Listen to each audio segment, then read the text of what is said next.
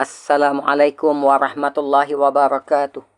Innal hamdalillah nahmaduhu wa nasta'inuhu wa nastaghfiruh wa na'udzu billahi min syururi anfusina wa sayyiati a'malina. Man yahdihillahu fala mudhillalah wa man yudlil fala hadiyalah. Wa asyhadu an la ilaha illallah wahdahu la syarikalah. Wa asyhadu anna Muhammadan abduhu wa rasuluh wa ba'du. Ini adalah sesi perkongsian audiobook yang keenam. Bagi perkongsian bacaan isi kandungan buku Hadis Palsu, kajian ringkas komprehensif oleh Al-Fadhil Ustaz Syed Abdul Majid Ghari Hafizahullah.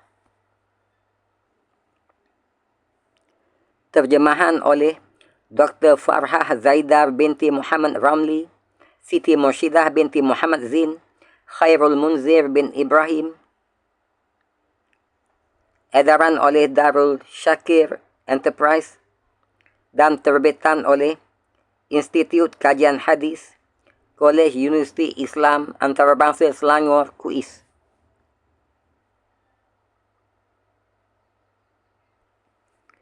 Institut Kajian Hadis, Hadis Research Institute, Ma'had Dirasat Al-Hadis Asy-Syarif, edisi pertama 2017. Hak Cipta Institut Kajian Hadis INHAD, Kolej Universiti Islam Antarabangsa Selangor, KUIS, 2017.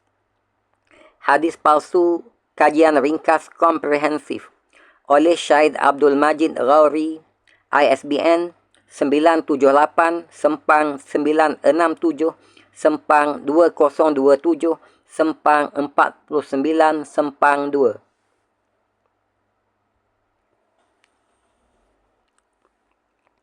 Sesi perkongsian audiobook yang keenam bagi perkongsian bacaan buku Hadis Palsu, kajian ringkas komprehensif. Semoga perkongsian di pagi yang berbahagia ini bermanfaat untuk kita semua, insya-Allah. Bismillahirrahmanirrahim.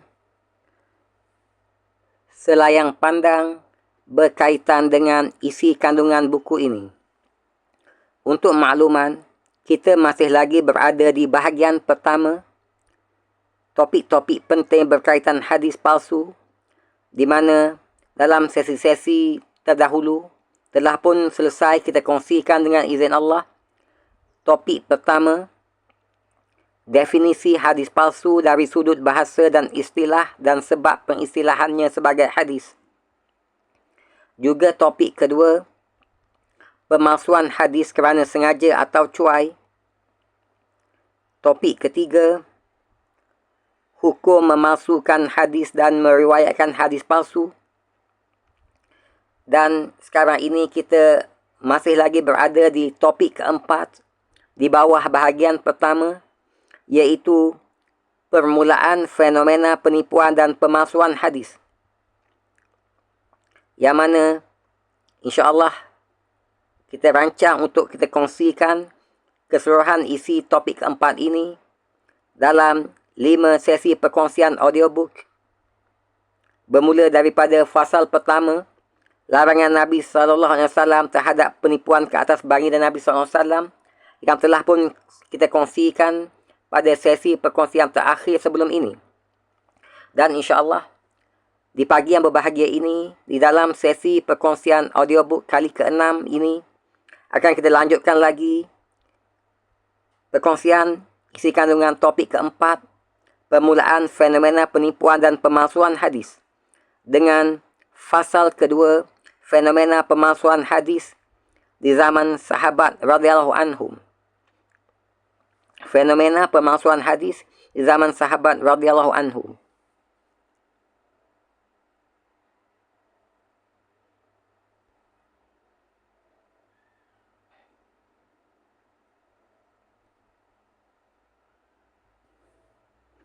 Bahagian pertama, topik-topik penting berkaitan hadis palsu.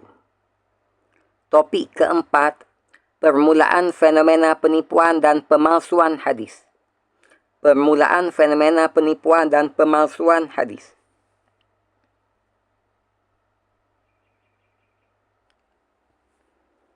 Topik keempat dari bahagian pertama, permulaan fenomena penipuan dan pemalsuan hadis.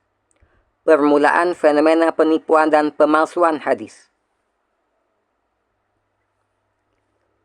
Fasal kedua di bawah topik keempat, fenomena pemalsuan hadis di zaman sahabat radhiyallahu anhu.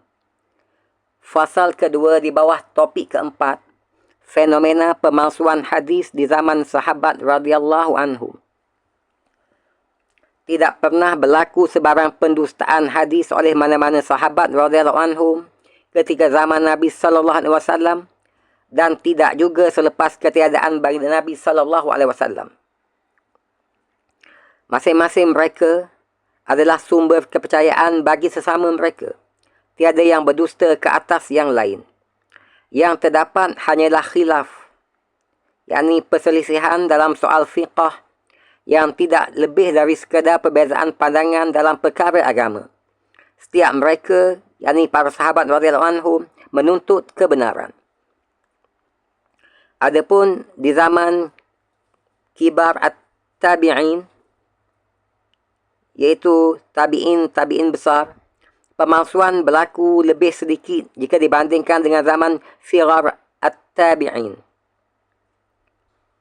Ini kerana penghormatan terhadap kedudukan Rasulullah sallallahu alaihi wasallam masih menebal pada zaman tersebut berbanding selepasnya. Begitu juga dengan tahap ketakwaan dan keimanan mereka yang masih tinggi.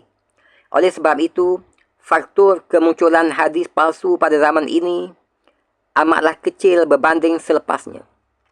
Tambahan pula, dengan kewujudan sebahagian sahabat radhiyallahu anhum dan juga kibar at-tabi'in yang terkenal dengan keilmuan, kesaksamaan serta ketelitian mereka, sudah tentu menjadi penghalang kepada golongan pendusta dan pemalsu hadis dari merebak dan berkembang.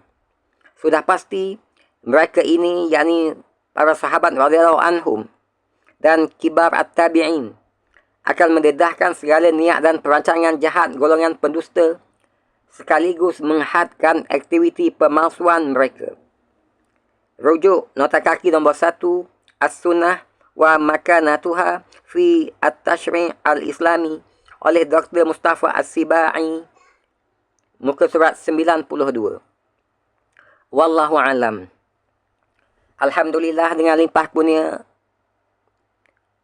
dan izin Allah Subhanahu wa taala telah dapat kita selesaikan di pagi yang berbahagia ini dalam sesi perkongsian audiobook kali yang ke-6 ini.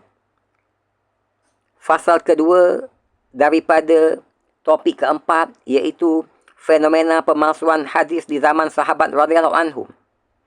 Semoga perkongsian-perkongsian ini bermanfaat untuk kita semua, insya-Allah. Terima kasih di atas kesudian sama-sama mengikuti perkongsian bacaan isi kandungan buku Hadis Palsu,